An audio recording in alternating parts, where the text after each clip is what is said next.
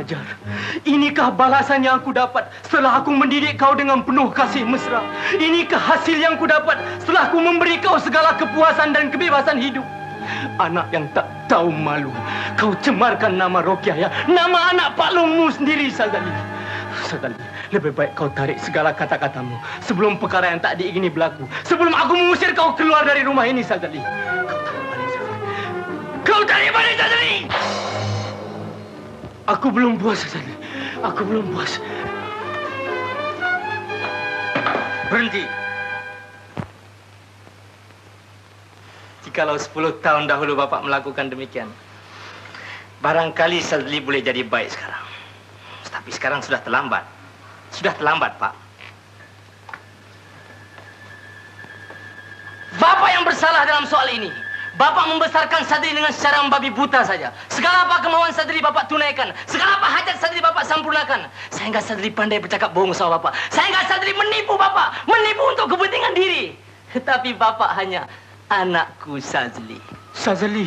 Bapak yang bertanggung jawab di atas segala kelakuan buruk dan baik Sazli. Lebat buah pohon bidara, petik sebiji untuk dimakan. Assalamualaikum dan salam sejahtera kepada semua saya ucapkan. Baiklah, saya Nurul Farhana binti Mak Rizwan, pemegang kad matrik yang bernombor di 2019-1087-608. Tujuan penghasilan video ini adalah bagi memenuhi kehendak tugasan bagi kursus debat bahasa Melayu CPB 2021. Saya telah memilih filem Anakku Sazali yang tidak asing lagi dalam kalangan lapisan masyarakat Malaysia. Dan sebut sahaja tajuknya sudah pasti semua akan terkenangkan insan yang membikinkannya, iaitu tidak lain dan tidak bukan Allahyarham P. Ramlee, seniman agung negara.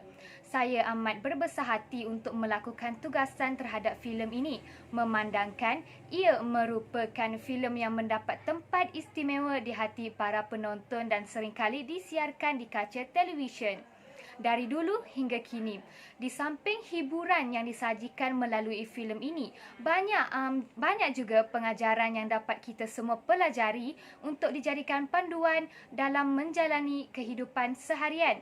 Sebelum menelusuri dengan lebih mendalam, saya akan menerangkan terlebih dahulu sinopsis filem Anakku Sazali. Hasan ialah seorang yatim piatu yang bekerja dengan seorang yang kaya.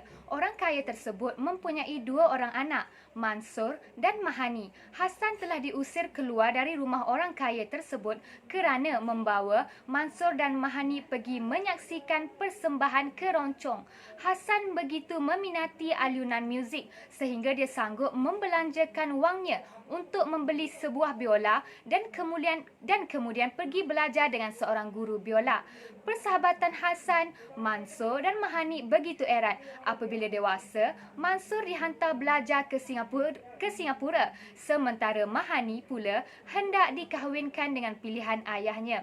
Hasan yang mempunyai perasaan kasih terhadap Mahani tidak dapat menerima kenyataan itu, lalu melarikan diri ke Singapura. Mahani yang juga mengasihi Hasan mengikutnya ke Singapura dan berjumpa Mansur. Mahani dan Hasan berkahwin dengan persetujuan Mansur yang sememangnya sedar tentang perhubungan adiknya dengan sahabatnya itu.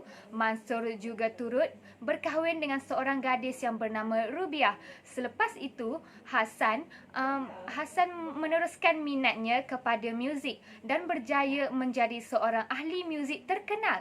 Hasan begitu gembira apabila Mahani mengandungkan anak sulung mereka. Malangnya, Mahani telah meninggal dunia ketika melahirkan anak yang kemudiannya diberikan nama Sazali. Kasih sayang dan kepercayaan Hasan terhadap Sazali begitu tinggi sehingga menyebabkan Sazali membesar menjadi seorang yang kurang ajar dan melakukan pelbagai kejahatan. Sazali juga telah menodai Rokiah yang merupakan anak kepada Mansur dan Rubiah. Rokiah terlalu kecewa sehingga mengambil keputusan untuk membunuh diri kerana dirinya sudah berbadan 2. Sazali mempunyai pengikut yang ramai dan menjadi seorang ketua gangster yang paling dikehendaki di Singapura. Pada suatu hari, pihak polis berjaya mengesan rompokan yang sedang dilakukan oleh kumpulan Sazali. Selepas kumpulan Bigg Boss memberi kerjasama dengan pihak polis, tetapi Sazali dapat melepaskan diri walaupun cedera akibat ditembak polis. Dia tetap kembali ke rumah ayahnya bagi mendapatkan perlindungan. Hassan terpaksa melakukan keputusan yang amat berat bagi menebus kesilapannya di masa lalu dan terus menelefon pihak polis. Sazali akhirnya diberkas oleh pihak polis ketika sedang tidur lena di dalam biliknya.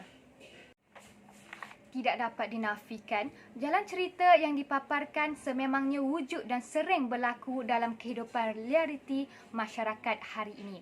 Banyak lagi kisah sampingan yang diselitkan dalam filem ini bagi menyempurnakan jalan ceritanya. Antaranya adalah kisah percintaan yang setia antara Mahani dan Hassan. Namun, pada kesempatan ini, saya hanya ingin menekankan tentang kisah yang terjadi antara watak Sazali dan Hassan, di mana P. Ramlee ingin menyampaikan kepada masyarakat tentang cara-cara mendidik anak yang sebetulnya. Oleh itu, banyak unsur nasihat yang terselit dalam filem tersebut untuk kita jadikan panduan dalam mendidik anak agar menjadi insan yang berguna dan dapat berbakti kepada kedua ibu bapa. Bertepatan dengan hujah Max Quill 1994 yang berbunyi, memanfaatkan filem dalam usaha untuk mendidik masyarakat adalah didasari oleh fungsi filem sebagai menarik perhatian orang dan menyampaikan mesej secara unik. P. Ramlee telah berjaya membawa dua watak penting dalam satu masa, iaitu memegang watak sebagai Hassan yang merupakan seorang ahli muzik yang kaya raya dan merupakan bapa kepada watak Sazali. Watak Sazali juga dilakonkan oleh beliau sendiri. Filem bikinan P. Ramlee diperakui sebagai filem yang relevan sepanjang zaman. Apa yang dipaparkan dalam filem boleh dijadikan iktibar dan teladan untuk diikuti oleh masyarakat. Filem Anakku Sazali dipertontonkan kepada masyarakat dengan memaparkan pengorbanan seorang bapa dalam usahanya untuk memberikan kehidupan yang terbaik buat anaknya. Walau bagaimanapun, P. Ramlee yang memegang watak Hassan dalam filem ini dilihat gagal mendidik anaknya Sazali dengan baik kerana tiada ketegasan dalam mendidik. Yang ada hanya membesarkan anaknya dengan penuh kemanjaan dan tidak sesekali memarahi Sazali apabila dia melakukan kesilapan. Akibat daripada tindakan yang sebegitu, Sazali telah membesar menjadi seorang anak yang degil dan tidak menghormati bapanya sehingga dia menjadi seorang perompak yang tersohor di Singapura dan terkenal dengan sikap yang suka merosakkan kehormatan anak gadis. Hari ini, berita mengenai golongan remaja terjebak dalam gejala sosial kerap terpampang di dada akhbar. Masalah sosial adalah suatu ketidaksesuaian antara unsur-unsur kebudayaan atau masyarakat yang membahayakan kelompok sosial.